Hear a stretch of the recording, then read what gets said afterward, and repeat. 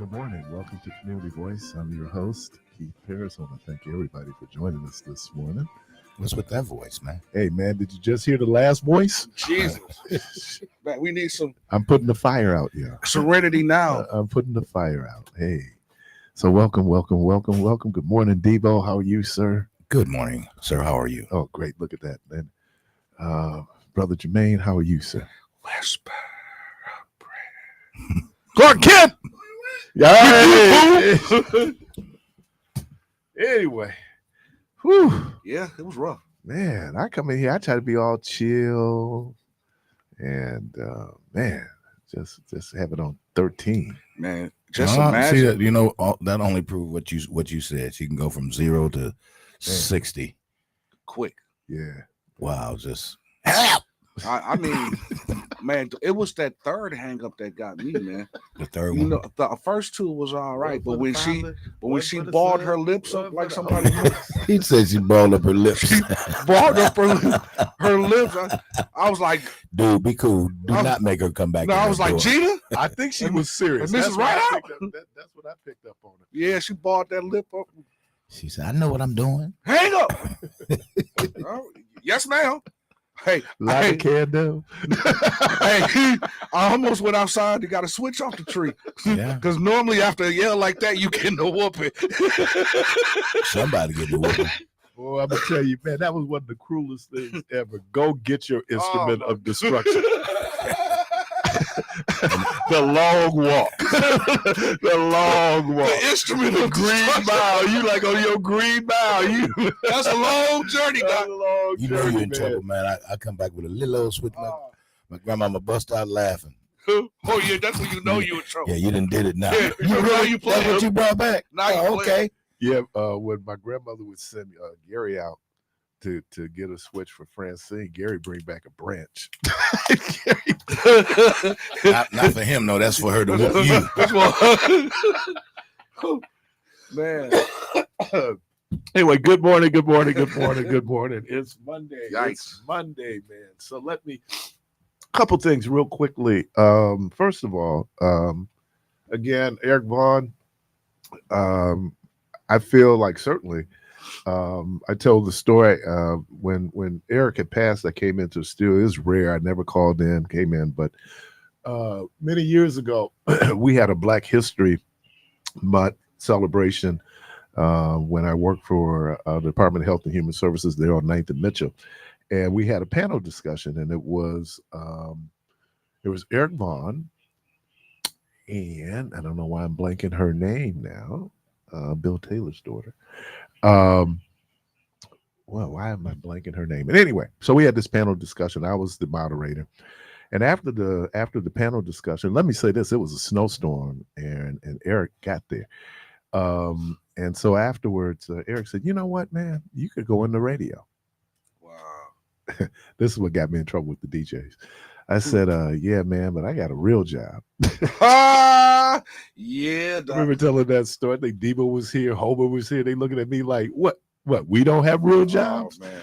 So unbeknownst to me, my mother, who after she retired, wanted to be able to, my mother had this thing about bringing information to the community. My mom, really community minded. And so she started her own little program. See, Michelle, over at WGLB, Community Talk.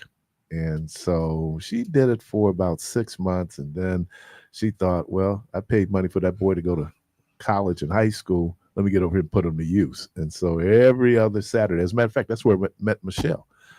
Michelle came in because I think we were dealing with DEI then. And Michelle came in as a subject matter expert, her and Donna. And so, went on from there.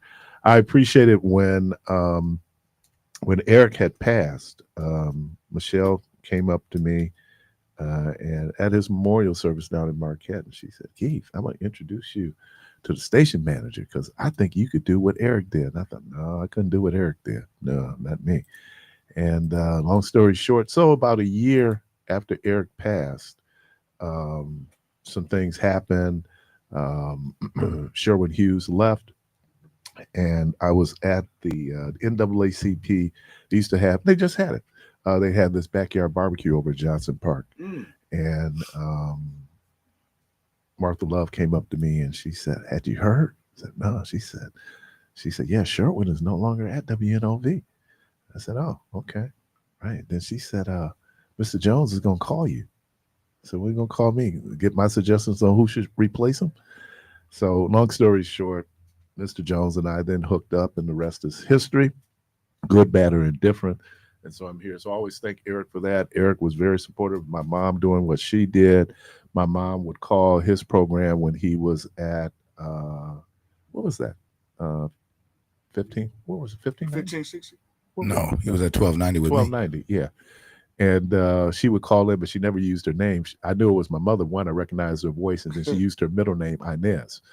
And she would call in because she had an opinion, like Michelle. And so let me. It's just it meant a lot to me. I looked up to him. I know. I used to tell Keon that the reason why Eric messes with you is that's what they did in Washington D.C. And you talk about people don't know you be messing with you, and there's a stronger term, but I can't do it because of FCC rules. What they call it in DC, but to be able to see that, knew his history, how he got here, the impact he had on our community. When he moved to Arizona, because I would listen to Eric in the morning, and that's how I ended up listening to Tom Joyner. Because when he moved, I started listening to Tom Joyner. And then he came back, so I got a chance to listen to him. As a matter of fact, there used to be a guy, not our current Al. There was another Al that used to call, and that other Al would always call at about 7:45, 10 minutes to 8, because I could time it. I'd be pulling in the parking lot, MATC's parking lot down when I was at the courthouse, and Al would call in. And so, man, just an incredible impact on our community. Those of us who are in broadcasting, man, it's just a whole lot. I mean, he did a lot. He meant a lot. And I always kind of brag on this. I was one of the first people, if not the first person he met when he got to Milwaukee, because Michael Bird took him out to see the city. And what was the spot? Was it Siboney's? Over on Lisbon. Oh, that was Siboney's. It was Siboney's. Yeah. Yeah, honest old joint. Yeah. And he came in that night, and I met him where that beauty supply store is, and that Wendy's that used to be a parking lot. And that's where I met him. Mike Bird said, "Oh man, Keith went to school in Maryland. He know a little something about DC." And we talked, and I didn't know a little something about DC. So anyway, I wanted to say that. And let me do this. Sometimes we shouldn't procrastinate because you miss opportunities. On Facebook, there were two people, actually three women that I would love when it came to sports. They were like my go-to. LaShawn Joseph, Jen Owens, and the late Dr. Trinette McCray. And I was thinking, because I wanted to do something called Monday Quarterback, where I'd have women, and we would go in and we would discuss sports. Because these women, hey man, they knew what they were talking about, right? And we all know that Dr. McCray had made her transition earlier this year, but I certainly wanted to have her on. And even when we did, what was it, Faith, Justice, Politics, we had an opportunity to talk about sports. And so this is the first Monday of the new football season. And so a lot to get to when it comes to that. But let me do this. And it's football season, because somebody just mentioned that Miles Turner just got to the city. I can care less at this point. It ain't basketball season yet, but it's good to know that he's going to be here. And of course, we knew it was going to happen. I think Jermaine called it. Yeah. For Nasty. Yeah. He on the Bucks roster. He's back. He is the best hand clapper, towel waver that the NBA has ever had in the history. I was telling my sister, she's a big Bucks fan. I was telling my sister, I said, that would have been real tough for Giannis to go home and tell his mama that she didn't get his brother a job. Yeah. Nasty is back on the bench. You know, I think he Nasty. brings. Y'all something else, I man. think he brings energy to the bench. Like it's nothing like having a player that sit at the end of the bench that can tell other players what he see on the floor. He one of my favorite Fanassus stories is it's a blowout. So he cleaning up, right? He probably cleaning.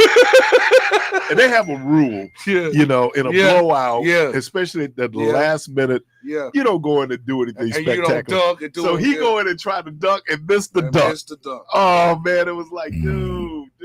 No, you didn't see him though when he tried that playground move. Keith, Huh? Quick question. Somebody text me. I don't know if you got the text or not. I think that brother's name was Tim. Tim, the bus driver, used to call Eric's show all the time. Yeah. Do you know whatever came with Tim? No. He used to I always, don't know whatever happened to Al. Remember, Tim used to be talking about, they run around and giving you sleeping tickets. They catch you in your house sleeping, then they put tickets on your car. Sleeping ticket. Yeah, you Best call time them to sleeping do it. tickets. Really? 6 a.m. Hey, but I actually got one of them the one time because they tried to get me. They came through last night. On my block. I see tickets all up and down. Oh man, Yeah. they tried to get me. I came in the one time like 4 or 5 o'clock in the morning. Oh, I'm sorry. It's Danae. That was Danae. Danae Gordon. Yep, that was Danae. Wow. All right. That panel discussion that we had. So anyway, let me shout out. So I do this Monday morning recap, sports recap. I do it in honor and tribute to the late Dr. Trinette McCrae. And like I said, we gonna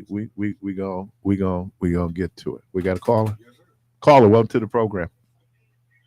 Oh, hi. Good morning. Good morning. I believe Tim passed some years ago. Who? Tim, the bus driver, Oh, okay. the sleeper tickets. Okay. Okay. Bye. All right. She said he passed a few years ago. All right. So let's see. Let's see. We're going to college ball. Man, listen. Well, let me do this. Yeah, I know. Let me do this. Hey, y'all, don't sleep on the WNBA. Yeah, man. Dude. The Aces, They look good. they balling right now, They look man. good. They done won 14 straight. They look good. So I think they play Minnesota this week. Mm. The feature college, and shout out to the 2025 Naismith Basketball Hall of Fame. Mm. It's interesting. Basketball is the only sport that does not have a professional Hall of Fame. I don't know if people know that little trivia. But so shout out to, and Dwayne Wade had on some boots. Ooh, those boots were so cold. But let me shout Carmelo Anthony. I don't know about Dwight Howard. Dwight Howard. Yeah, Dwight Howard was Mickey Arison. Yeah, he was a double machine. Let's see who went in this year. Oh man, what's her name? God, just started. I'm pulling blanks all this morning. Part of it's because my head is stuffed. Yeah. Let me do this. Hall of Fame basketball. 2 winners for 1.8 billion. Oh my God. Yeah, they're splitting in Missouri and Texas. Oh my God, man. And you was talking about going up north. Oh, no, I should have did. Yeah. Okay. Here's the class of 2025 for the Naismith Basketball Hall of Fame. Let's see. U.S. the Redeem team. Was that the Redeem team? 2008 USA basketball men's team. With Wade and James. Chris Bosh, Mike Krzyzewski, Dwayne Wade. Yeah. Carmelo Anthony went in this year. Danny Crawford, one of the greatest referees ever. Billy Donovan. Oh, that's interesting. Dwight Howard. Sue Bird. Really? Sylvia Fowles. Sue Bird. And Maya Moore. Maya Moore was the truth, man. Yeah, Maya Moore. I mean, first of all, she had the basketball body. She had the wide shoulders. She had the big hands. And man, when you watch her, as close to I've seen anybody play like her is what Nafisha Collier. But oh man, and Maya would do that little fadeaway. She was cold. She was the deal, and walked away at the height of her career because she was getting this dude out of prison that ends up now that's her husband. So Maya Moore, and then Mickey Arison, the owner of the Miami Heat. Wow. So, but Dwayne Wade, those boots, man, was I do those Chelsea's, but the boots he had on, dude, they were like, oh, Really? man. Hey, man, money matters. Hey, yeah, if you got it. If you got it, dude, if you got it. So anyway, so shout out to those folks there who made it. I think all of them are deserving. No, I'm kind of Dwight Howard. I don't know. But the rest of them certainly, Carmelo Anthony. That was wasn't that the draft class of 2003? Carmelo Anthony, Yeah, Chris Bosh, and Wade. And Dwayne Wade. Yeah, I think Wade went third, didn't he? No, and then LeBron James. Yeah, because LeBron went first. Yeah. And then Wade was in that draft and Chris Bosh was in that draft. Yeah, so I think Wade went like what? Yeah, the fact that they ended up winning championships together down at Miami. Yeah. But yeah, so all right. You ready to get to it, man? Let's go. Oh, I got to do this too. Get it out the way. I'm wearing it today. Brewers, 7-Up. Hey, man, if they whooped the fit. You're supposed to whoop Pittsburgh. You're supposed to whoop Pittsburgh. Man, now I think Pittsburgh gonna lose their ace, man. Ski? Yeah, they can't man. afford. Yeah, They can't afford. they gonna lose Paul, man. Yeah. They should trade him now so they can get some type of value, some type of at least hitting or something. Yeah. Shout out. But Mizorowski went about 6 innings. Yeah. So that's good because then you can, your bullpen gets rest. So I think if they just play 500, they'll be okay. The Cubs lost. Did Philly win? I don't know if Philly won or not. Phillies. But anyway, all right. So the Badgers won. Who cares? Yeah, the Badgers stink, man. Let's see more games. See what they did here. Man, but you know who looked good though in the NFL? Yeah, the Phillies won yesterday. The Phillies have won 1, 2, 3, 4. They've won 4 straight. So the Brewers are what, 5 games up on them or 4? Could be 4 or 5. Yeah, I know they're 7-up over the Cubs. Cubs. Yeah. Man, Washington look good, man. Washington Commanders. They're here Thursday. And I'm going to the game. They're here Thursday. But they look. Oh, they also was playing the Giants. But the Giants got that stud on defense, number 0. Well, but that's all they got. No, and him and Neighbors. The Giants. The Giants. So they got Russell Wilson as they. He played pretty well. Oh, thank you. Got my cable straight just in time for Red Zone. Thank you, Red Zone. Yeah. All right. Yeah. So let's talk about the Packers. Get that out the way. Yeah, man. Let me. My brother-in-law. I call him a jinx when it comes to the Packers. Here's why. Yeah. In 2014, Packers were playing the Seattle Seahawks. Oh boy.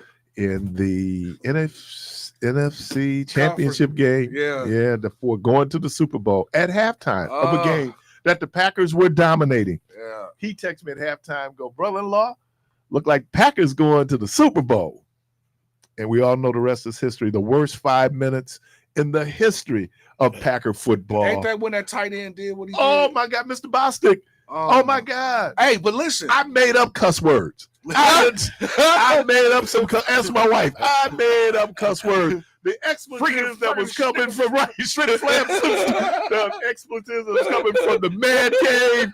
Oh, but they told him right in the huddle, do your job. Do and don't block go for the after the ball. Jordy Nelson's supposed to get the ball. Just block. No, he wanted to be a hero. I want to be a hero. I'll never forget one of the deputies, because I was down at the courthouse. One of the deputies said, if I saw him on sight, punch him in and the then wait a minute, no. He said, I'm gonna use my service revolver on sight.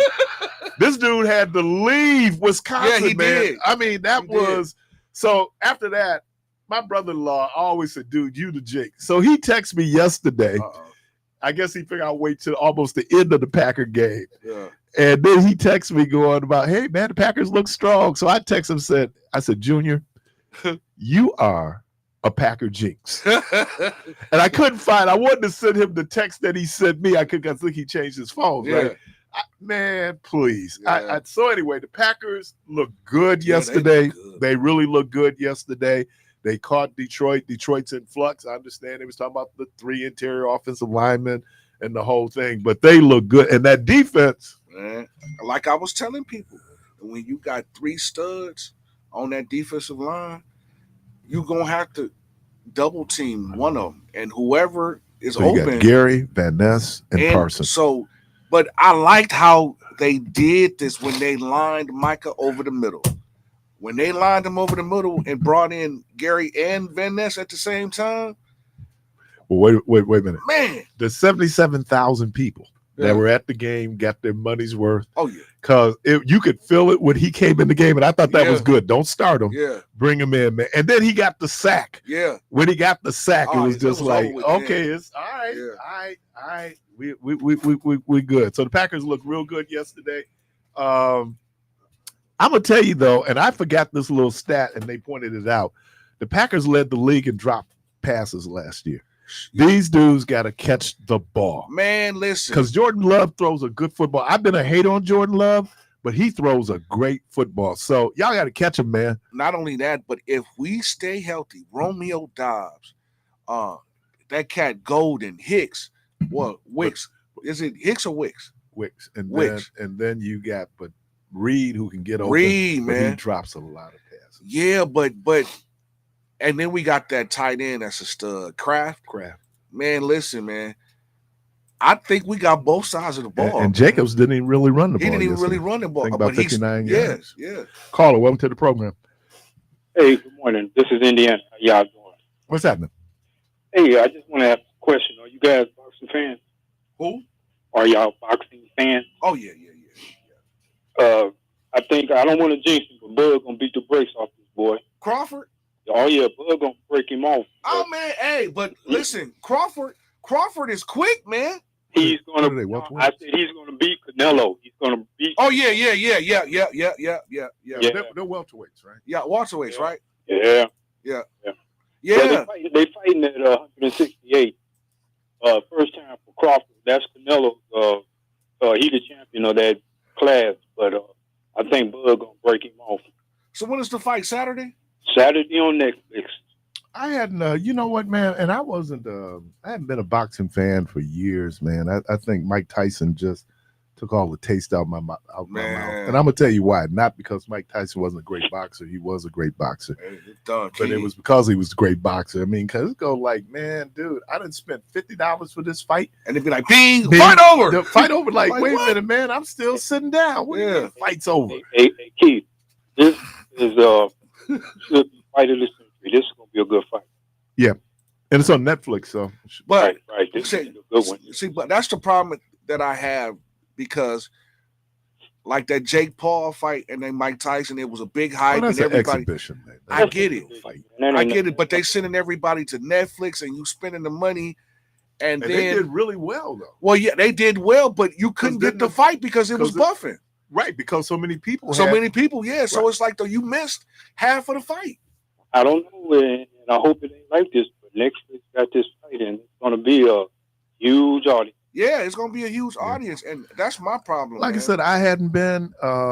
Certainly, I just thought I wouldn't say boxing's in its heyday because in the 50s boxing was great, in the 60s, but when we got to the 80s, you know, and into the 90s, those were good class. Those were good. That's when Sugar Ray Leonard and all those guys. Right in the 80s, yeah. See, but didn't it come out, man, that they found out that people was taking dives? Well, you know, always had. You know what? I always thought that that Michael Spinks laid down. Yeah, because who was that cat that came in the ring? He was falling before he even got in the ring. Yeah. I was like, dude, can we get our money's worth? Like, that's the last fight I bought. Because I thought they said that they had paid him a certain amount to last like a couple. No, he got paid. All you got to do is get in the ring. He got his check. See, the problem with boxing, they don't have a commissioner, so nobody can regulate those judges, and those judges cheat. And I think Michael Spinks made a business decision. All right, I'm gonna let you guys go, man. I want to make that comment. All right. Yeah, I was. So anyway, we got with the Packers. Now this is so rare, man, because we eat a little late. So usually I'm sleeping on the night football games. Like I said, I did Red Zone yesterday. And man, it was some great games, man. That game. Tampa Bay Atlanta game was a great game. Missed that field goal. Dude. See, but he's one of the best kickers, dude. Like how you missed the field goal from? So I don't know if anybody stayed up for it, Yeah. But the Ravens, That Bills. Yeah. Oh man, the Bills. Now talk about a collapse of the last 5 minutes. Yeah. Man, the Ravens, man, because what did my boy had 169 yards. Yeah. Henry, he ran one time, and they always say, man, when he runs, you make a business decision. Yeah. You can see those defensive backs kind of try to come on the side, like because ain't nobody taking them straight on. And then Lamar Jackson. I mean, they were wearing the Bills out, and then bam. So when I wake up, I'm going, oh man, this is a competitive game. Come down to it, they're down 15 with 5 minutes left. They come back, and Prater, the kicker, was out of football. They just called him. He had just got to Western New York like Thursday, Friday, and to kick the game winner. So that was a great game. So it was a great opening weekend for if you're an NFL fan. It was just many of the games were competitive. Boy, poor Cam Ward. Ooh, boy. Ooh. Yeah, he didn't look good. He didn't look good at all. He didn't look good. He didn't look good at all. Now Cleveland didn't. But it wasn't Joe Flacco. It was defense. Yeah, but Joe didn't look good neither, though. He did all right. Yeah, but they that's Joe. They ain't gonna sit him. They ain't gonna sit him for. Of course, Sanders they ain't gonna sit him. Nah, they ain't gonna. But then I don't know. And man, then Aaron Rodgers threw 4 touchdowns. Yeah, but he was playing the Jets. That's what I'm saying. The Commanders was playing the Giants. Yeah, I mean, he's playing the Jets. I mean, but but you can look at him. He's 41. Yeah. His reactions are not as quick as they were in his prime. But yeah, that and look, I won't say that I cheer for Pittsburgh. I just cheer for Mike Tomlin. I love Mike Tomlin, and his staying power and what he's been able to do there. So we'll see what's happening with Pittsburgh. But right now, and you can only look, there's 16 games left, and but if the Packers stay like they're looking right now, and if Detroit was projected to be the best team in the NFC, and the way they handled Detroit, I think that they, and look who 33 Williams. Is that Evan Williams? Oh yeah, the safety. Safety. Yeah, that got the interception. But see, last year, man, they was talking about how good that kid was. Yeah. So, and then of course, like I said, when Michael Parsons got in, and I was there's a little backstory on that. He said he did all he could to stay in Dallas, and I can understand that. That's where you started your career, you built your life. So anyway, sorry about that, man. We went a little long. Hey, you're listening to Community Voice. Phone lines open 414-444-5250, 414-444-5250.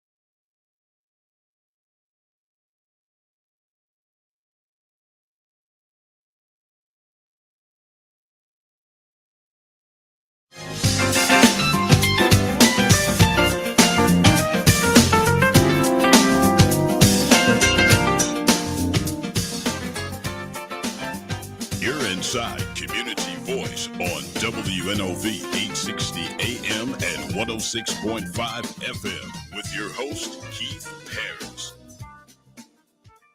All right, welcome back. The phone line's open, 414-444-5250. Just recapping the weekend, talking about sports. Now, everybody was going on about Arch Manning. Come on, dude. Against Ohio State, you did nothing because that's a real football team. And then you have a scrimmage against this team. I was like, yeah, but he still don't look good. Yeah, but FIU beats Florida.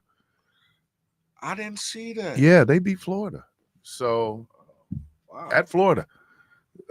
So you get that. That's the thing about, college football. Look, Notre Dame last year lost to Northern Illinois, and they ended up in the championship game. So too early in the season. Everybody's doing their money games right now, just in case people don't know what money games are. And it helps to buttress your record. Money games would be like Grambling played. They play LSU. Somebody they got killed, but Grambling don't care because Grambling they're getting that check. Yeah, it's like Mount St. Mary's, my alma mater. There's only about 2,500 students there, but during basketball season, they do their money game. So I know one time they played Marquette, then they played DePaul, then they played Notre Dame. They're gonna get killed. That's not a problem though, because you're getting a check. And then now there have been some games though, like one year, a few years back, the Mount went down and played Georgia Tech at Georgia Tech and beat Georgia Tech. As a matter of fact, the Mount last year got the coach fired at Miami because they went and beat Miami in Miami. Sure did. That's not supposed to happen, but hey, we take the check and the win. Guess what? They won't be playing Miami anytime soon. Yeah. It used to be a money game. People didn't think about, before Bobby Bowden had Florida State really good, their money game used to be against Michigan. And one year they came up, and I don't know if Deion Sanders was on that team. They ran Michigan out the big house. I mean, they ran them out. It was like, whoa. Because Florida State, you like those Florida teams because then you get a chance to go down to Florida. I mean, man. So, and then, the rest is history. Florida State then became a power. They look halfway decent this year. Florida State? Yeah, they look halfway decent this year. So what are they, the Seminoles? Yeah. Yeah. So we'll see. Wisconsin plays Alabama though, not this week, next week. Oh, they're gonna get murdered down in Tuscaloosa. Yeah. Yeah, they ain't even gonna be. But Alabama lost their first game. So. Yeah, but Wisconsin playing against Alabama, it's like, taking the Bucks and playing against a YMCA team. Oh yeah, that's how it's supposed to be. Now every now and then, David wins. Every now and then, he shoot the pebble right. Right. But I'm just telling you. And me and Keon Jackson Malone would be going back and forth. He's going like, dude, Goliath wins most of the time. The teams with the most talent usually wins. Yeah. That doesn't mean they won't be beaten. Yeah. I lived that experience. Yeah. But I'm just saying, look, my junior year, we win the state championship. We beat a team that's 24-0. Okay? We beat a team that's 24-0. Well, next year, dude, they not only spanked us once, they spanked us twice. Yeah. And there was another team that we had beat to get there, Parris, and they really I was like, oh, so we back to business as usual. Oh, yeah, it's personal. Yeah. There's no way that I'm supposed to be losing. It's like the day that you beat Byron. Yeah, because that dude did me wrong, man. He did me wrong on the game. The day that you beat Byron. Yeah, is he gonna be that ain't supposed to happen. Hey B, if you listening, man, I want my rematch, man. I called him yesterday. Are you ready? You been practicing? Oh yeah, Doc. No, seriously. You sound like you need to practice, bro. Doc, I went home and didn't answer my phone. Like B was whooping me so bad, man. And I had on the headphones and I'm talking to him from the headphone. He whooped me into silenceness. Like I was quiet. He whooped you into creating a new word. Doc, yeah, silenceness. That's how bad. You done added a whole new word to my vocabulary. I always create new words, man. Hey, man, I'm a songwriter, man. Oh, man, I guess so, man. Because, boy, dude, that last game was like 60-something to 3. I said, dude, what happened? Yeah. I know you're listening, Frankie. Yeah. But I got some practice on you. I wore your little butt out. Oh, yeah. Oh, yeah. But prior to that, Frankie was, dude, it'd just be like, he was throwing turkeys. He didn't know what a turkey was. That's okay. That's okay. When you in school, because I just retired. When you in school, I'm downstairs practicing. Getting it in, yeah. So what we talking about here? Yeah. Practice? Yeah, sometimes you need to practice. You need it, Doc. You need to practice. Hey, if you're in a group, sometimes you need to rehearse. Man, right. You need to rehearse. Because you'll be surprised when it's go time. Man, that preparation, man, you just thinking you all that talented, you can just, And that's exactly how I was thinking, man, because, you know, he was in here talking crazy, talking about what he was going to do to me, and I didn't believe him. But after we got done, I had bowed down and told him he's a true prophet. And Byron's soft-spoken, right? Yeah. Byron ain't one of those loud brothers. He just be really calm. Until he put hands on you. Yeah, I'm getting ready to so I'm looking at him like, man, stop it, man. Spank that ass right now. And boy, he did. And he did it talking softly. Yeah. He was like, now I'm going to take you here, there. I'm going to drag you in the hallway, and then I'm going to put you on the shelf. And did exactly what he said he was going to do. Freddie Mad Dog Carter told me about his rookie year. His rookie year, he played for the Bullets. They played the Bucks in the NBA Finals. You know, the Bucks swept them. Yeah. He said he's playing against Oscar Robertson. You know, and Oscar Robertson just posted him up. He said never did a fake. He just said jump, Freddie, not jump. He said jump again, Freddie, and I jumped. That was almost like that time Larry Bird said. He told the dude, he was like, I'm gonna take you to the corner. Right. I'm gonna do this. Tell you what I'm gonna do. Right. Right. Tell you what I'm gonna do. Oh, Michael Cooper. And he did told it. Michael Cooper what he was gonna do. Did it.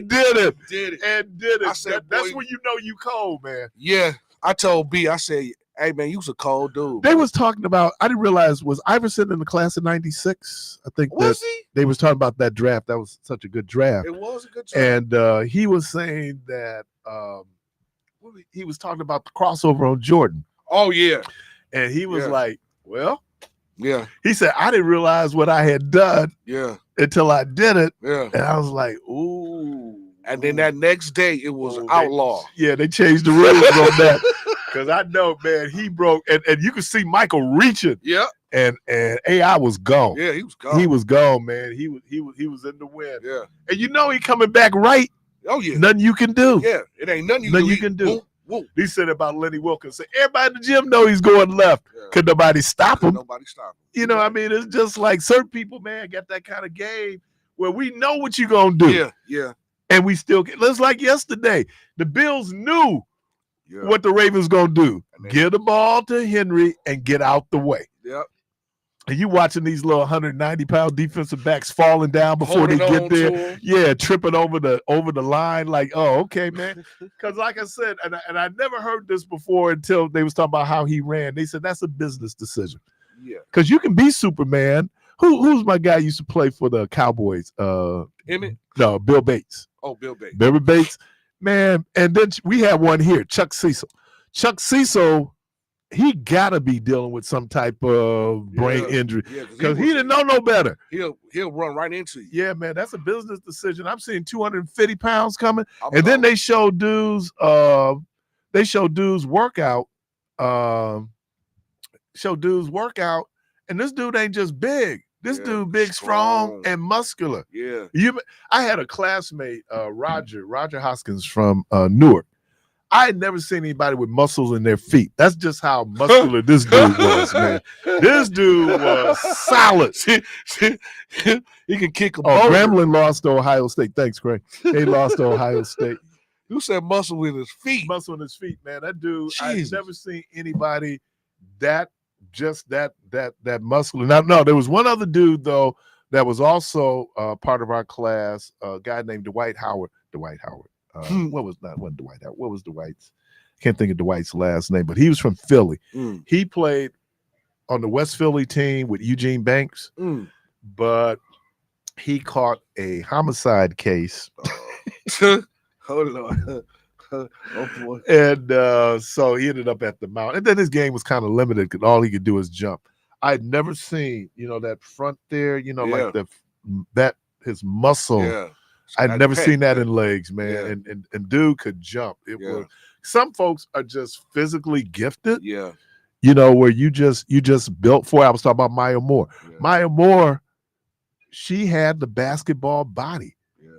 Not to mention she had the skill sets, man. But she's about 6'1", and like I said, she's broad shoulders, big hands, long arms. Those things bode well if you're a basketball player. It makes every difference in the world. Yeah. Let's see what else I got here, man. We need to schedule a wing on Ohio State beat Grambling 70-0. You think Yeah, Grambling cared? That Grambling score sound like that score Byron did to me, man. Oh man, Oregon State, they whooped up on some. I mean, Oregon whooped up on like 72 points. Jeez. You know, the football. Now that means that me and Jermaine is in the game. And we still score. right. We Me, still you, score. and Debo. We still score. Just rolling up my stats. You know, it's like I don't know if you ever had to do garbage time. Yeah. Garbage time is every man for himself, man. You just put it up. Just so we're clear, let there be no doubt. I can handle you. All right, keep on. You could only muster up 3 points. No, listen. What happened was I took him for granted. So when I came out on the field, my mindset was, I'm just going I to play. shouldn't be out here. No, I said that. Oh, he came to that conclusion. Oh yeah, I came to that almost like the 5th time down the field. Like I should not. This is not where I want it to be. yeah, it was like, what the hell am I doing? You know what? I don't know who it was. He was fighting Larry Holmes. Larry Holmes just beat him.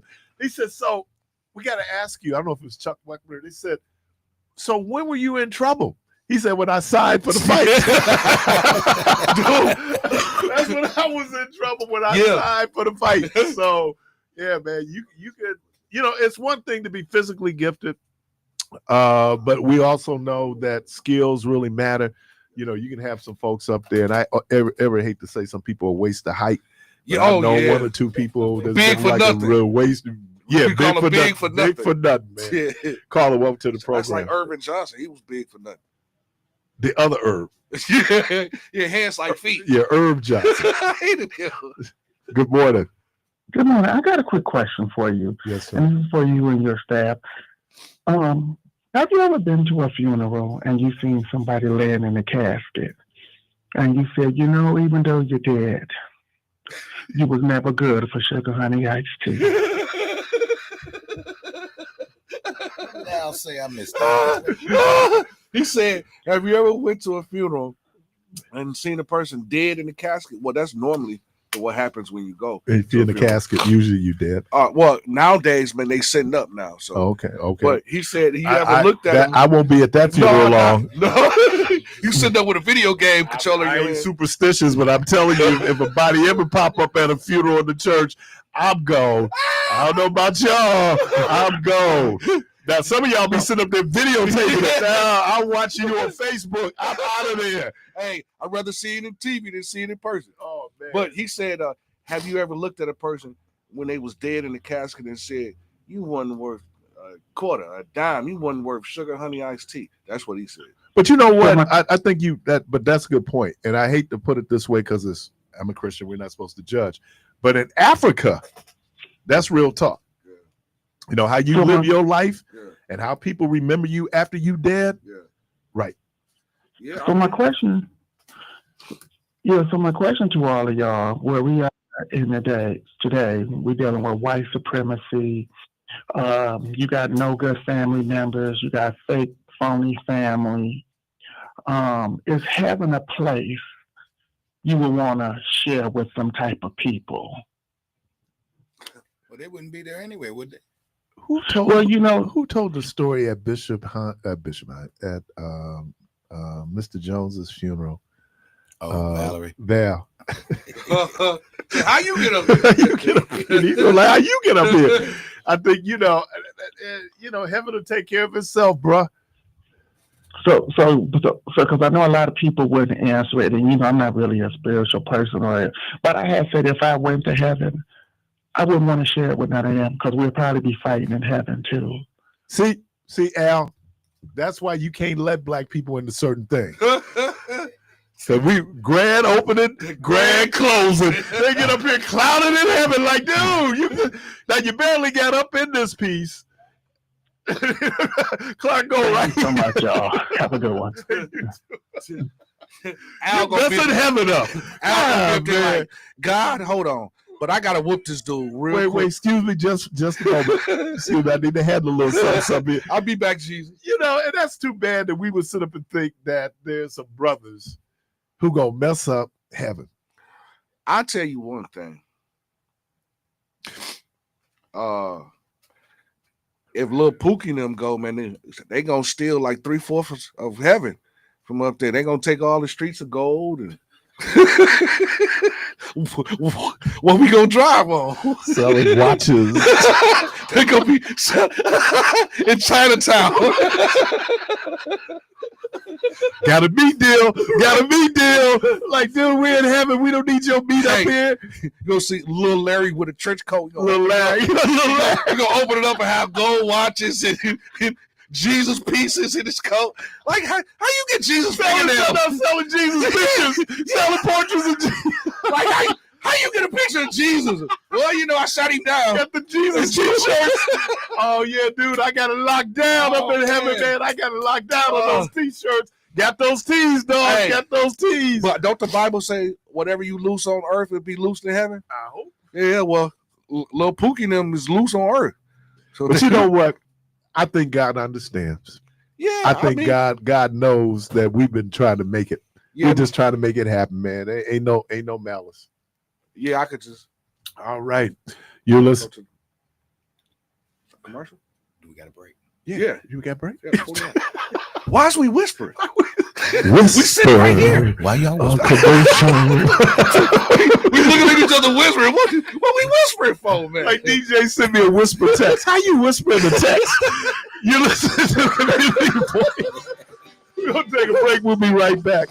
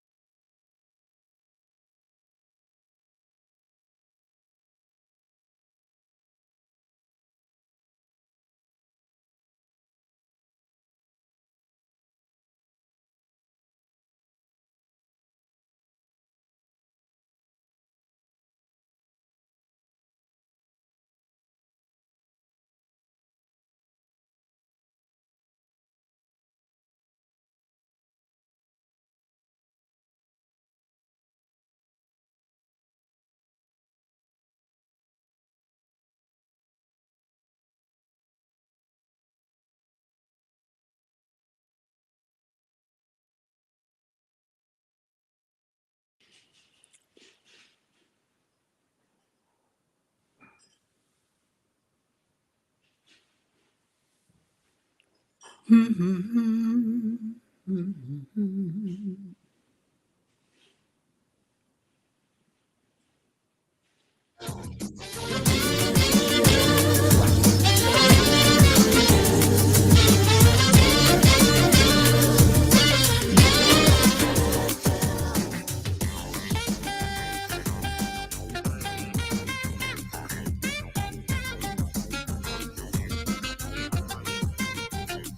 inside Community Voice on WNOV 860 AM and 106.5 FM with your host, Keith Parris.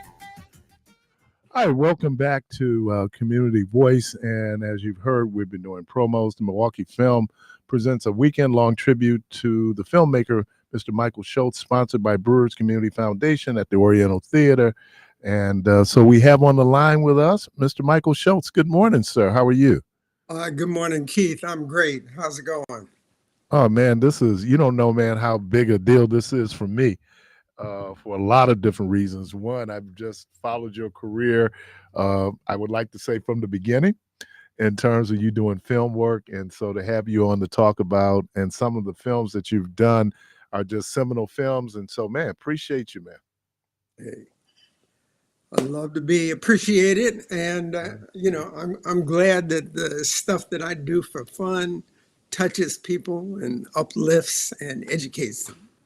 How did what made you want to do films and to be a director? What influences played on you making that decision? Well, I had no intention of doing this. When I was graduating high school, way back in the dark ages in 1957, from Riverside High, I wanted to fly jets. I wanted to be Colin Powell of the Air Force. Okay. That was my high school dream, right? Because this business was not, there was no way in earth that as a kid I could dream of doing this, because we just weren't in it as far as I knew. So I'm on my way to fly jets, and I get a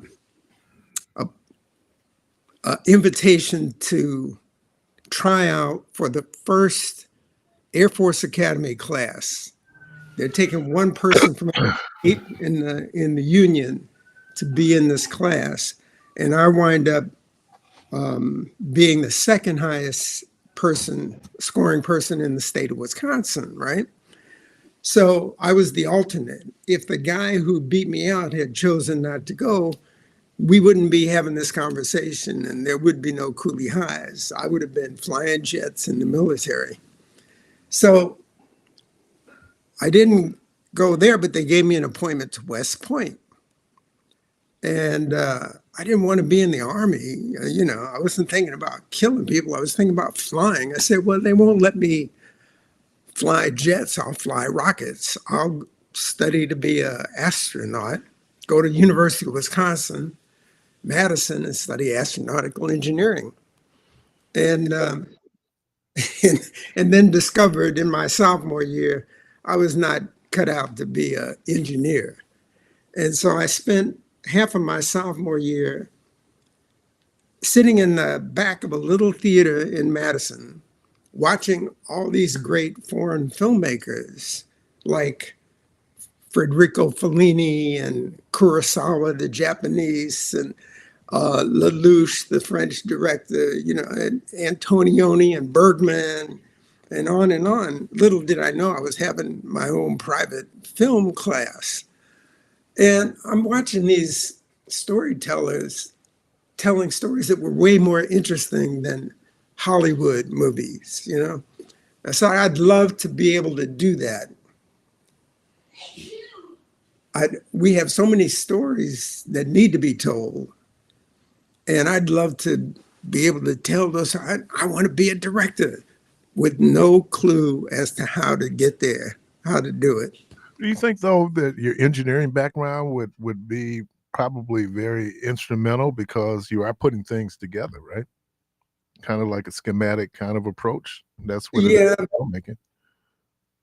Maybe later on when Okay. I finally got to direct movies, right? But I couldn't afford to go to film school. Okay. And there were only 3 at the time, USC, UCLA, and NYU. So a friend of mine said, why don't you go to Marquette? They have a great theater program. And so I wind up getting in the theater program at Marquette University that was run by a Jesuit priest. And the theater program was more popular than the football team. And as a matter of fact, the year that I got in the theater, they canceled the whole football program. Okay. So this priest tells me, he said, well, if you want to be in this theater, you're going to have to go to dance class. You're going to have to go to voice class. You're going to have to go to acting class. You're going to have to build sets, design costume, lights, whatever. And the academics are secondary because you're going to live, breathe, and eat theater. And I said, dance class? You mean put on them tights? I said, my homeboys laughed me off the block, you know. 21st survived, right? Yeah, right. He said, well, you want to be in theater or not? So I wind up doing all these things that I really didn't want to do. I wanted to direct. They didn't have a directing program. The priest was the director. But it was the best thing that could have ever happened to me, because when I went to New York directly from Marquette, I could do anything that was needed in the theater. I could act, I could dance. I hated acting. I didn't want to do that. I could sing. I could design lights. I was a lighting designer in college. That's how I got my tuition. And so anything that was needed, I could do. So I got a job in theater maybe 2 months after I got to New York. And I'm like the assistant stage manager. And I'm bringing coffee to people, you know, actors. And I'm watching all these great New York actors. Roscoe Lee Brown, remember him? Oh, yeah. Oh, yeah. Frank Langella, and a bunch of other great actors. And Frank Langella, didn't he play Dracula? Didn't he do a Dracula? yeah. And he was playing the Spanish captain in this play about the Amistad incident, the one that Spielberg made the movie of, this slave ship that was captured by the slaves. And they propped up the Spanish captain when the Americans came aboard. That whole story, this is 1968, I think. You know, we're doing it in 1968. And they needed somebody to play Frank Langella's manservant. And they looked at me and said, well, you look like the right type. So I wind up on stage. No typecasting there. Yeah, exactly. I wind up on stage acting with all these great New York actors. And the play winds up winning 5 Obie Awards for the best of everything. And then we make a TV version of it, and then we cut a record of it. And as a young kid, I'm saying, hey, this ain't so hard, you know. But it took me about a year to convince somebody to let me direct a play. Is there a difference in directing a play and directing a film? Big time. Okay. Without getting too technical, the job of a director, besides getting good performances out of the actors and really making the writer's words come to life, and impact the audience. On stage, you have a proscenium. You're looking at live people in front of you, and the director has to direct the audience's attention by lighting, by movement, so that the audience is looking in the right place at the right time to get the impact of the play. In film, the camera does all that for you. The camera forces the audience to see what you as the director want them to see. So it's a different mindset, but fundamentally, it's really all about the story. And if you know how to work with actors and if you know how to tell a story, it doesn't matter what medium you're in. You, you know, one of the I'd like to say seminal films, and certainly late mid 20th century for Black folks was Cooley High. So when I thought about Cooley High, what would the budget look like today if you tried to do, or you did Cooley High today? And I'm talking everything in terms of the music, you know, the whole piece, because I thought about, they talked about why Shaft is such a great movie. One of the things about Shaft is the cinematography, and Gordon Parks was a photographer. So he was really able to capture the essence of Harlem, you know, when he did Shaft. I think you did the same thing and been able to capture the essence of Chicago. And those of us, because, you know, we're here, so we're close to Chicago. You filmed on location. You actually use people from the neighborhood. Yeah, there's real gang members in that, right? But would it be a different cost now in terms of trying to do that? And I'm really thinking about the music, because as I sit up and I look at your work, man, you have some great soundtracks to some of your movies. Right. Well, today you couldn't afford that soundtrack. Right, you know? right.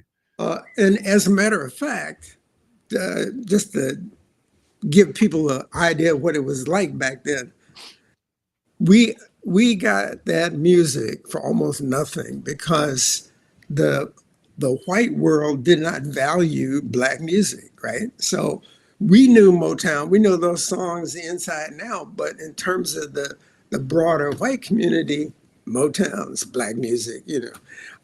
So I think I got that music for under $3,000, right? Wow. Wow. And those were some big Motown hits, right? Big Motown B-side. Yeah. So the movie comes out in 75.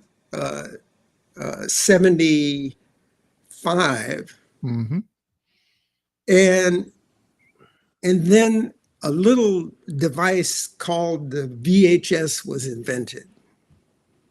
VHS tape. Remember that? Before the DVDs.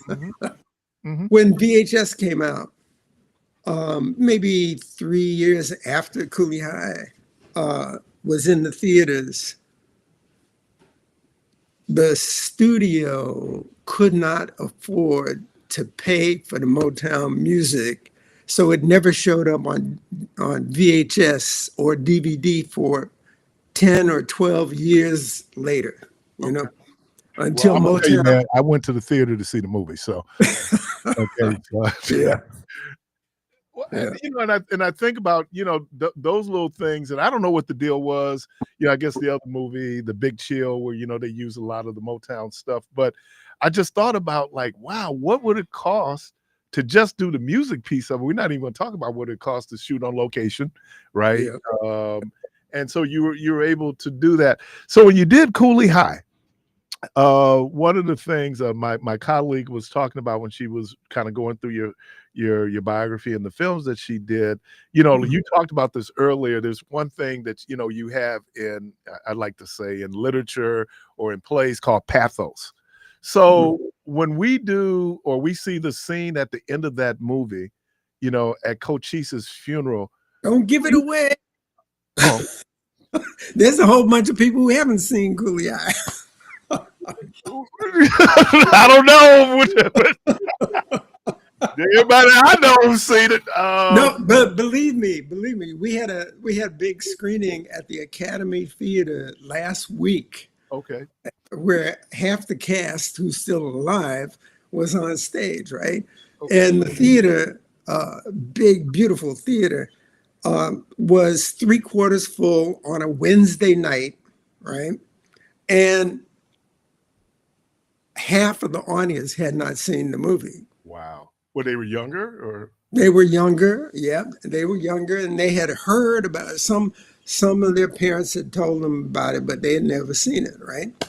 So it was really interesting to see their reaction to the movie being identical to what it was back in the day. no, and I say that because, and I'm pulling it up now, because let's see, it's so hard to say goodbye. Now most people would hear "So Hard to Say Goodbye to Yesterday" and they think of Boys to Men, right? Yep. But I never identified that song with Boys to Men. It was always, was it Mr. Cameron? JC Cameron. Yeah. Was it GC Cameron? And to be able to do that. But yeah, I mean, I just think you were able, it was so much going on and we could relate to it because everybody could relate to a quarter party. You know, yeah, I mean, you know, anybody, you know, we call them basement parties, quarter parties, you know, they cost a little bit more now. But so to be able to do that, and then when you look at the people that was in that movie, you know, one of the things, okay, and I'm not giving away the plot, but Garrett Morris is in that movie, right? Yeah. I mean, people in there, and again, I was talking about my colleague. She had a chance to interview Lawrence Hilton Jacobs, who was in that movie, and then the young lady. There was always, you know, the internet and conspiracies.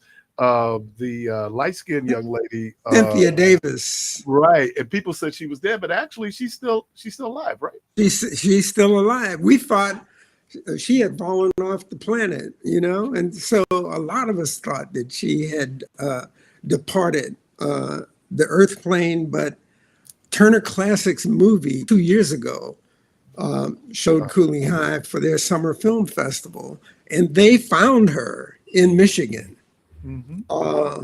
And she wound up being a housewife in Michigan, just doing her thing. I just wonder what that would feel like when she's sitting up and she's looking at herself going like, wow. And, you know, you always talk about people have this one role, but just how memorable it was, and to be able to do it. And like I said, to be able to film it on location in Chicago. So let me, as we move forward, now there was this thing, you know, some of the people who you had started working with them early in their career. Now, Richard Pryor had appeared in Wattstax, right? So that wouldn't be the same as him appearing in Car Wash, right? No, he also played the piano man in Bingo Long, you know?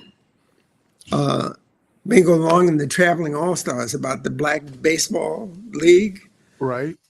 So Pryor, and he had done some other. He did Lady Sings the Blues. Yeah, he did some smaller roles, you know. He was in, I think he was in the Mac. Oh yeah. Okay. So Richard, but he was always like, you know, a minor part, second banana, whatever, you know. And after Cooley High, the producer asked me what else I would like to do. And I said, I'd like to find some material for some of our talented actors, you know, personalities. He said, like who? I said, like Richard Pryor. He didn't even know who Richard Pryor was, right? Wow. And I said, okay, go educate yourself. Go listen to some of his albums. Go watch this. And he came back with the idea, with an Italian movie called The Seduction of Mimi. And that's what Which Way Is Up is based on. It's the American version. So I was just talking about, you know, I love music, certainly soundtracks. I go in, I just listen. I love to hear the music. So then you do Car Wash, and you work with Norman Whitfield. What was that like? That was great. You know, it's like the young producers of that movie One had made a movie called Fast Times at Ridgemont High. The other one came from the music world. And they hired Norman before they hired me. So I have to give them credit because they found they found two of the best people to make that movie. So I'm sitting there being interviewed by them, and they said, "Would you mind working with Norman Whitfield?" I said, "Norman Whitfield? Yeah, you shitting me? You got him?" And, I love film. I mean, man, I should have majored in film in college because I took so many film classes. But I know how important the music is, and I don't want people to think I'm just kind of overemphasizing music, but it does. It has everything to do with and again, the pathos, the emotions that you have, where a piece of music on a particular scene can just really put that scene over, where people walk out and go like, "Wow, do you remember?" And that's what. But when it was just like Car Wash, then became just like this great soundtrack. I'm sorry. Do you think, though, working with Richard Pryor, you did what, 3 movies with Richard, 4 movies with Richard 3 Pryor? or 4. Do you think that the fact that you both were from the Midwest, from industrial cities, probably helped in your relationship? I think. Well, I had met Richard. Remember Clarence Avon? Yes. The Black Godfather? Okay. Clarence Avon brought me out. He had seen some of my plays that I had directed, and he brought me out to Hollywood to meet Richard Pryor and develop a film for him that was a very funny comedy written by the black guy who created Grover Cleveland on the Muppets. Okay. And it was called Simmons from Chicago. And it was about this black pimp who becomes president. And hysterically funny. So I meet Richard, we talk a lot, we connect almost instantly. And then, to make a long story short, they wind up not wanting to put enough money to make the movie, to make it what I thought it should be. And I haven't done any movies, and so I'm kind of not savvy to how Hollywood works. So I told him, I said, if you don't want to put up enough money to make this movie right, I'm not interested. So I went to Richard and I said, look, they want to make some cheap black, whatever. And that's not what I do. I'm not interested. So I think what happened, this is just me thinking, because you never knew what was going on in Richard's mind. I think he respected the fact that I had those kind of principles, because he also had that kind of mindset. He was brilliantly smart, very hardworking in terms of his comedy. You would think that he just kind of created that stuff, but he studied what he was doing, how the audience reacted. And he was very, very sensitive in terms. I almost thought he had ESP, extrasensory perception, where he could kind of get what was in people's minds before they spoke it,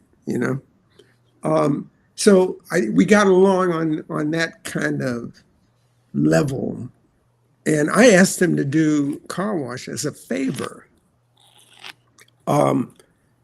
because the part that he played was kind of written based on a New York preacher, Reverend Ike. And Reverend Ike's thing was, the best thing you can do for poor people is not be one of them, It's Can't like, lose with the stuff I use. Yeah. yep. And so I invited Reverend Ike to come and have lunch with me at Universal, and he was very tempted to play that part. And then I think when he got back and talked to his people, they said, "No, this might not be a good look for you," you know. So I called Richard and said, would you do Reverend Ike? And he loved that idea. So Well, if you got to believe in something, why not believe in me? exactly. The gentleman that played the shoe shine guy, Clarence Muse. yeah, he had a great body of work, right, in terms of him as an actor. Clarence Muse was the first Black actor in the movie industry, period. I think he was in The Jazz Singer. And he was in movies before they became talkies, you know. And it was very interesting to work with him because he was just so full of kind of gratitude and awe and thanks that there was a Black director in the business. You know, he kept coming up to me and said, "Thank you for being here." I said, "Thank you for being here as long as you have." You know. So do you think you also had Bill Dukes in that movie, who later gone to become a director? What was that? Well, I knew Bill Duke from New York theater, from working in theater. I had worked with Garrett. I hadn't worked with Bill, but I knew him. My wife was in a play with him that Melvin Van Peebles wrote called Ain't Supposed to Die a Natural Death. And Bill was perfect for that part. And so I gave him his first movie and he knocked it out of the park, you know. So it was great working with him. As a matter of fact, I gave him his first directing job because I had done a play. I had done the first play that the Negro Ensemble Company in New York City did when they opened the theater in 69 or 68. And I was doing Cooley High, and they were taking the play to Munich to the Olympics. They had a World Theater Festival. And I said, "Bill, take this play and make me proud," you know? So that was his first directing job and his first acting job. You know? I was, as I looked, Carbon Copy was Denzel Washington's, I would say, would be first movie, but certainly one where he gets credit. But, you know, when I looked at Bustin' Loose, Cicely Tyson was in Bustin' Loose. Am I correct? She was. Cicely Tyson. It was a passion project of Richard. And he wanted to, his star had risen enough that Universal gave him carte blanche to make this movie. And so he hired Cicely, you know. And Oz Scott, you know Oz Scott? No. Yeah, Oz Scott came out of New York theater also. It was his first movie. And, you know, the studio, Hollywood is funny. They put all this money in the movie, but they did not give Richard what he really needed to make the movie successful. They gave him a first-time cinematographer. They gave him a first-time producer and a first-time director.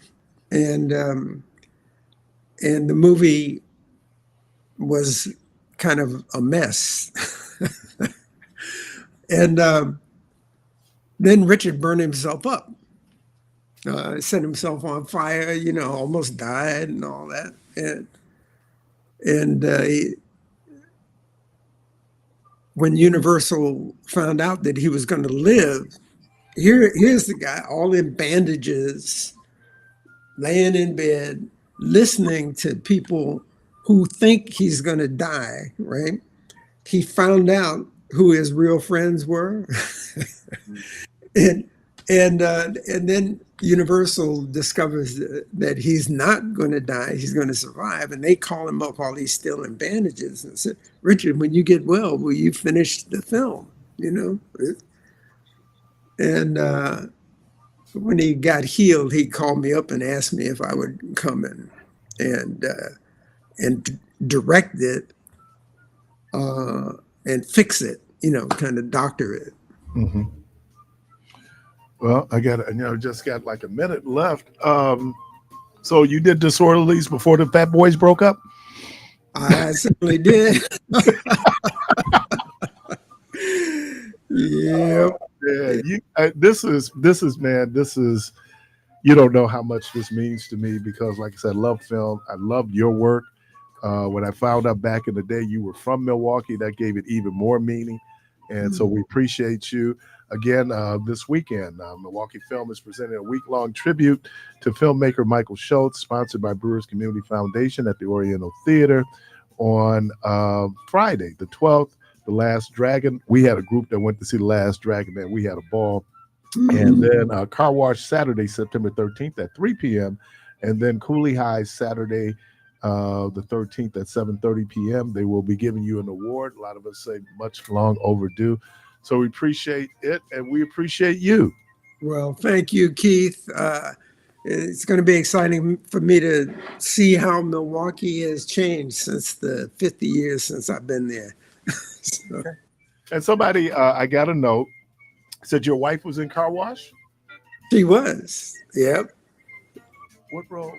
Was she the young, she wasn't the one with the kid that threw up in the car, was she? No, that was, she was the hooker.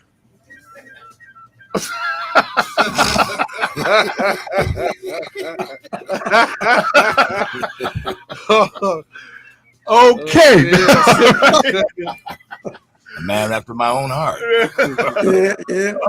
But she was my wife before she played the hooker. Oh, okay. Man, we appreciate you. Mr. Michael SCHULTZ will be in town this weekend again. We're screening 3 of his movies, The Last Dragon, The Car Wash, and, of course, Cooley High, man. We appreciate you. Thank you. Thank you, Keith. All right. You're listening to Community Voice. We're going to take a break. We'll be right back.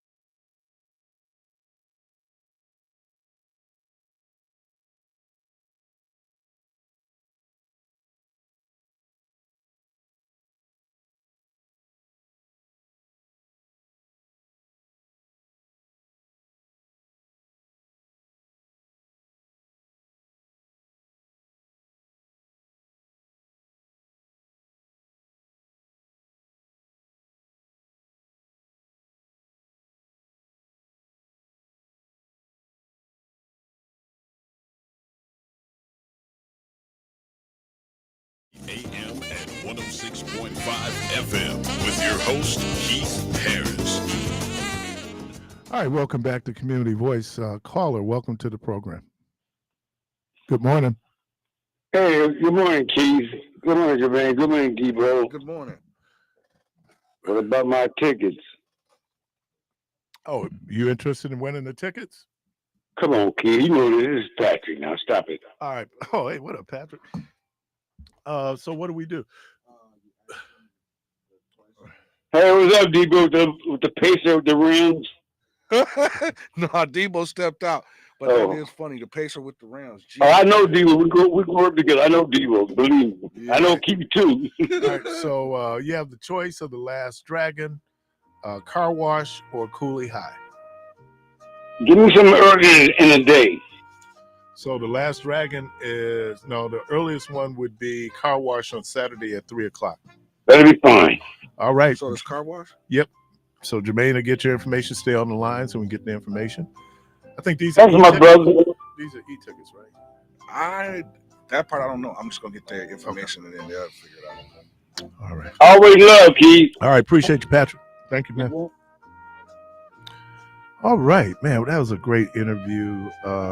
Man, that just go back. But when you think about, I know at least certainly Cooley High, the soundtrack, and then it was interesting. He said when they put it on VHS, how he couldn't use the music because he couldn't afford the music at that point because they had figured out what it was. I wonder what the music licensing was in the Big Chill, because the Big Chill did a lot of that Motown music. But when he said he got all of that music for $3,000, that would even you can't get a beat today for $3,000 that you're able to go in and to do the movie, and then to work with Norman Whitfield when they did Car Wash. Yeah, you got to believe in something. So why not believe in me? What was he? Daddy Rich, wasn't he? Daddy Rich. Caller, welcome to the program. Good morning. Hey, good morning, Keith. How you doing? I'm good, Keith, man. Right. What's happening? Hey, everything, man. I'm trying to see Cooley High myself, man. Okay. All right. Well, all right. You have you seen the movie before? Yes, I've seen it before, but I want to see it again. Okay, there you go. No, I'm just saying when he said that don't give it away, I'm like, who in the black community over some age haven't seen Cooley High? Yeah. You seen Cooley High, Byron? Yeah. Man, I was kind of hoping that you would ask them, why did they kill Cochise? Pathos. Really? No, Pathos. Hey, Keith. Yeah. I wanted you to have a talk about how Richard Pryor had the weekly show on NBC. Yeah. And there were only 10 episodes. Yep. And he left after creative differences after only 4 episodes, and he produced all 4 of those. So what was it called? Pryor and Family or something like No, that? it's Rich Pryor Show. It was called Richard Pryor Show on NBC. On NBC. Only when we only had 3 networks. We only had 3 networks: NBC, CBS, and ABC then. And I think what had happened was because he was one of the first hosts on Saturday Night Live. Yeah. And that famous scene between him and Chevy Chase when they do Word Association. Right. And right. so NBC, Right. but he said he wanted to be able to do it. Now they do, if you can go, I think it's on YouTube where you can actually go in and see that last show they did where they were roasting each other. You find out a whole lot, and all the people like Tim Reed, Paul Mooney, Marsha Warfield, what's her name? Sandra Bernhardt. Oh man, the people. And remember one of the shows on Robin Williams. One of the shows on NBC when he was talking about being the first black president. Right.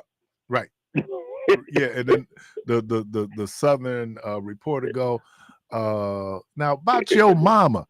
And him liking white women. Right. Yeah. Classic stuff, man. Oh, man, Richard Pryor. But I think it's interesting the relationship. Obviously, they were friends. The relationship that he had with Richard Pryor, because we think about he did 4 movies with him, and that was a fascinating interview, Keith. Man, really. Oh, thank you. Man, especially when you know what you know. And I Right. say I love movies, and then it's always the soundtrack, or there's always a song. So it's hard. I know everybody like Boys to Men doing it, but no, man, GC Cameron, because that's Cochise, man. Cochise. But speaking about when you know what you know, I have always wondered what a new version of Cooley High would look like, and to hear you ask that question was just great minds think alike, man. Yeah. What do it cost to do it? Could you? One of the gangsters, he survived. So it was people. Garrett Morris. Right. We talk about Glenn Turman, right? Glenn Turman is in that movie. Garrett Morris. And they just had a reunion with the actors. That's what he was saying. The Turner Classics. There's a young lady. Actually, they have two people work there, but there's a sister. She's a professor at UCLA's film school, and so she's an archivist. So not only does she do Black movies, she's also an expert when it comes to silent movies, right? This woman is just she started talking about, so I could see them doing that, but when they found her, because rumors out there, it was like Jessica Cleage. People were saying she had died. Jessica Cleage, who sang with Earth, Wind, and Fire, she hadn't died, because I'm thinking she could have been when they were inducted into the Rock and Roll Hall of Fame, but she had not died. So, but that young lady. She was Brenda in the movie, right? Yeah. I was with the station when Lawrence Hilton Jacobs was here, and I had a chance to go down and meet him myself, man, and that was a thrill, man, because I just love Cooley High. And if they can do Fresh Prince, they can do Cooley High again, man. We can find the money. Let's go find the money, man. But you know what? The thing that made it so unique was there was it was authentic. Because I'm trying to think the projects, and I should have asked them what projects they're in. I think they were in Cabrini Green. It was authentic, man. I mean, it was. Right. You could really feel it. Seeing what do they call it? Do they call it the L down in Chicago? What do they call their trains? But the train, and them jumping on the bus, and then them going to the zoo. Check this out, Keith. You're as old as I am. Cooper's on 3rd and Burleigh was our Cooley High, man. That was the spot. They used to be across from Garfield Park. It was a restaurant right on the corner called Cooper's. Cooper's, man. You used to go in there and get Jolly Good sodas and stuff, man. You don't think it was the Ebony Q Robbies? Well, yeah, but Cooper's, you could go in there and sit down and eat, and you run into, it was gambling in the bathroom. I didn't know that. Well, yeah. Boy, that's right. But the thing about, what I always identify, two things I identify with Cooper's. Butter pecan ice cream, because my mama loved Cooper's butter pecan ice cream, and grape Jolly Good soda. Yes. And let me give you an FYI. Back in the movie Cooley High, they had a new version of the Jolly Good can. At that time when it was it should have been an old version or something like that. It really stood out when Jolly Good had just changed the version of their can of that soda. Yeah. That's why I want to see it again, man. Yeah, I just thought, like I said, man, people been to those basement parties in Milwaukee. They basement parties. That's what Bailu did. Bailu threw some serious quarter parties, man. I know he did.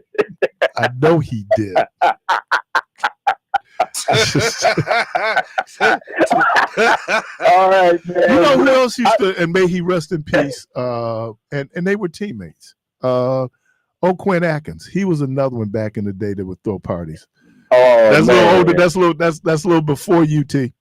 But Bailu, man, I used to stick out the crib to go to his quarter parties, man. And I guess it could jump. And I don't know why I take my square behind to North Division's quarter parties. Here I am. I'm going to Catholic school, and I'm up at a basement party in North Division. Man, come on. Man. Yeah. All right, man. Did he get your information? No, he should know it. Hold on. T-Ray, hold on. Okay. All right. All right, man. We need to wrap up the program. So let me thank Mr. Michael Schultz. Again, he'll be in town this weekend. He'll be honored by Milwaukee Film. 3 of his films will be screened. The Last Dragon. Man, boy, me and DJ was talking about The Last Dragon yesterday, and the time we had, man, we went down because he had never seen it. My nephew had never seen it. Keon brought a bunch of folks. Man, it was one of the great experiences because everybody knew every line in the movie. And you get that. I don't know, people who kind of remember Pink Floyd, The Wall. You know, there were people, that movie where people knew every line. I went to Marquette, they knew every line. And then you'd have the Rocky Horror Picture Show, which was another one. People actually dressed up as characters. So let me thank Mr. Michael Schultz and thank him for having this conversation with us. Byron, thank you. Debo, thank you. Jermaine, thank you. Clark, thank you. Okay, he can't hear me. Hey, the good Lord willing, creek don't rise. Hope to talk to everybody tomorrow. And as always, go from this